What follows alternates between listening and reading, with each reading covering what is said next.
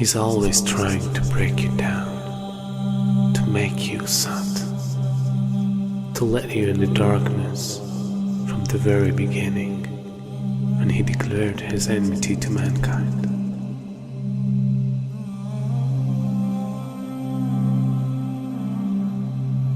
And throughout the history, he caused evil and destruction between every nation.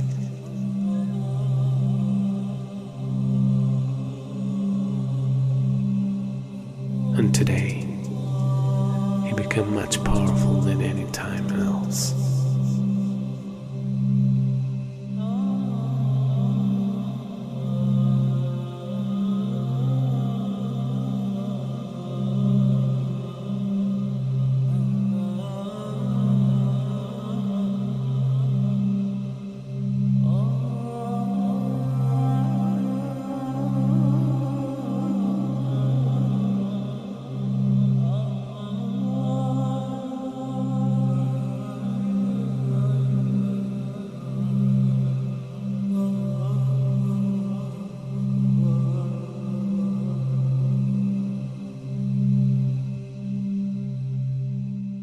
A new world order, a world where the rule of law, not the law of the jungle, governs the conduct of nations.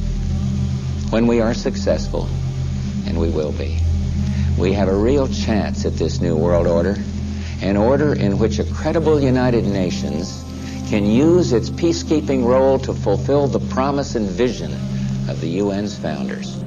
We begin to see the climax of a major change in society, the climax of a new world order. And we begin to see a type of integration between information technology and trade. We begin to see the economy, politics, culture, and ideology being transported simultaneously from nation to nation. And with this technology, with the ability to transport ideas, the very value systems of people, the way that they eat, what they enjoy to do, how they enjoy recreation, their racial concepts, their culture, their ideology being transported all around the world, a type of globalization. And with this boom in the information technology, and with this major event that takes place, now it comes to a culmination and it starts to reach a high point. And so the innocent people, we look at this and we say, what is going on? What is happening to the world that had so many different varying views, different nations, different ways of approaching things that can complement each other? Now we see politics is stripped of real power, that the economy governs all social exchange. We see that the states serve the financial power structures, that the real power is no longer in the hands of the generals, but the real power now switching to the hands of the people who run the economy, to the banking systems. And then we see that politicians play the role of public relations officers, only to control the masses, either by lulling them to sleep or by terrorizing them. And then we see that the masses of the people become helplessly preoccupied.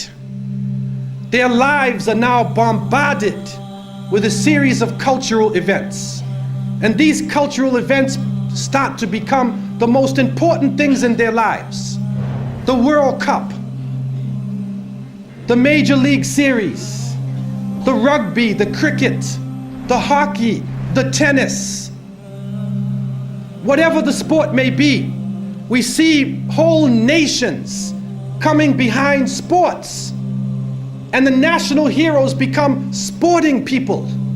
Even in Saudi Arabia, even in our own Muslim countries, the national heroes are now the soccer players. Who kicks the little ball inside of a net? He becomes the hero of the nation when people are dying on the ground. But yet we become preoccupied with this. And it becomes a type of indoctrination happening to us. And with the use of powerful music playing on our emotions, with videos now being taken to the furthest extremes in the planet, people's thinking processes are changing. People are now in love with the superheroes, even confused about their own identity, trying to change themselves, change the color of their hair, change their eyes, change the way they dress, change the way they talk on a global level. And then we see drug addiction reaching a point that humanity has never seen before.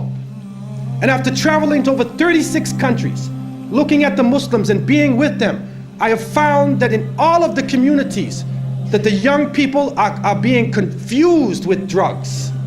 It is pouring into our countries. No matter what form it takes, cocaine, LSD, psychedelic, depressants, put you up, put you down, confuse you, but create a false world and give you a false dependence so that you become dependent on the chemical. You forget about Allah. Your God becomes the pusher. Your God becomes the chemical. And so creating this dependency amongst the masses of the people.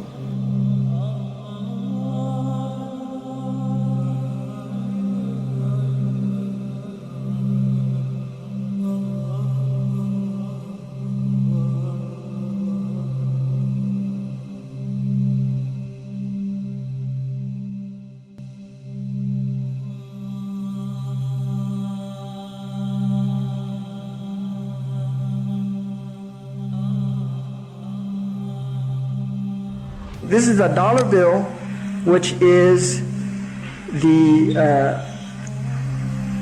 now devalued dollar bill. And on the back of the dollar bill, there's a seal on this side. It's called the Great Seal of the United States. That's what it's called. It's their seal. Now behind the seal, this is actually what is behind the Great Seal of the United States, is a pyramid with one eye. Now the one eye is the sun god Re, which is where we get the word ray, sun rays. It is the sun god, same Mithraic character, and he shows up again and again. This is the Masonic god of the ray. 13 5-pointed stars, and when you draw lines between them, you'll draw a 6-pointed star.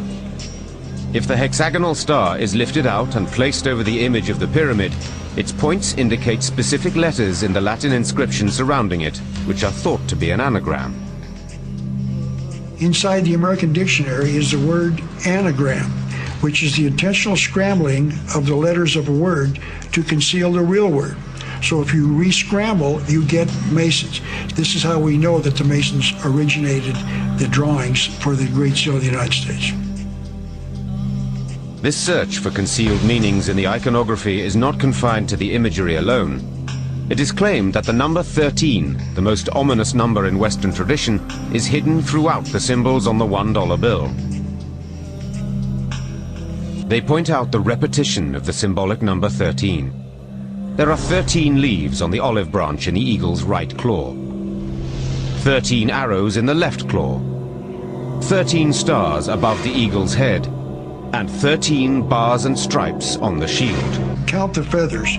You'll notice that there are 32 feathers on the bird's left wing and 33 on his right wing. This is understood to refer to the 33 degrees of Masonry introduced by the Supreme Council of the Scottish Rite, America's most prominent Masonic order, whose national HQ is in Washington. If you look, you'll see the pyramid is built except for the top. It's built except for the top. The eye is suspended above the top. It hasn't come down yet. Because they believe until they finished the Masonic project, which is the what they say on the bottom, Novus Ordo Seclorum, and then Annueta Chapters, he is pleased with our project. In other words, the God they believe in is pleased with our project. What is the project? This is the question. What is the project that this God is pleased with? The project is literally the secularization of the world. To completely strip the world from religious beliefs. This is the project, and that is why it is called Novus Ordo Seclorum, a new secular or worldly order.